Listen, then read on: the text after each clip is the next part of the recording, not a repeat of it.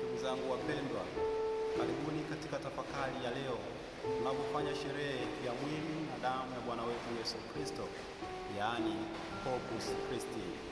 Katika sherehe hii tunaongozwa na somo la kwanza kutoka katika kitabu cha Kumbukumbu la Torati sura ya 8 aya ya 2 mpaka ya 3 na sura ya 14b mpaka ya 16a.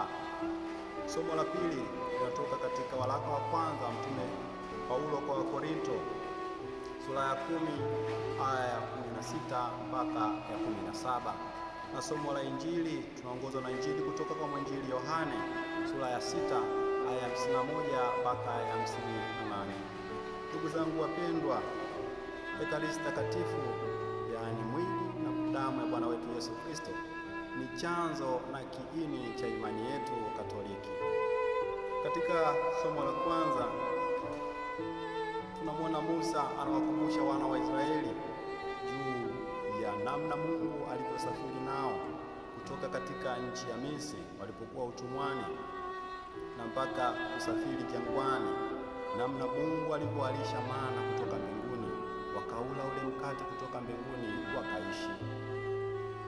Leo katika Injili Kristo anajipambanua, anasema kuwa yeye ni mkate wa uzima, anayekula mwili wake na kuinywa damu yake hata kufa ataishi milele.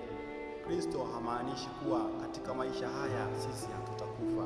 Hapana, anamaanisha baada ya kifo na baada ya maisha haya duniani sisi tutaishi milele, kama tu tulisafiri pamoja naye katika maisha haya ya duniani, kama wana wa Israeli walivyosafiri jangwani wakiutegemea mkate.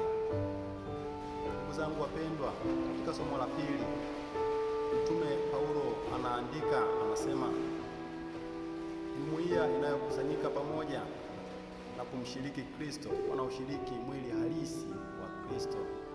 Sisi leo kwa namna ya pekee tunaye Kristo katika maumbo haya ya mkate na divai. Kristo anajipambanua kwetu katika maisha yetu kila siku. Je, tunampokeaje Kristo? Na kama hatumpokei Kristo, nini chanzo cha kikwazo kwetu sisi tusimpokee Kristo? Leo tunaalikwa, ndugu zangu wapendwa, katika sherehe hii ya mwili na damu ya Bwana wetu Yesu Kristo, kutambua kuwa Kristo ndiye njia itupelekayo kwenye uzima wa milele. Siku zote tuifuate njia hii. Fuate njia hii kwa kushiriki sakramenti za upatanisho na sakramenti nyingine ambazo zinatuleta jirani na Kristo. Kila siku tuweze kuupokea mwili na damu ya Bwana wetu Yesu Kristo tukiwa na imani thabiti na tukiwa na moyo safi, ili mwisho wa siku tuweze kufikia uzima wa milele. Tumsifu Yesu Kristo.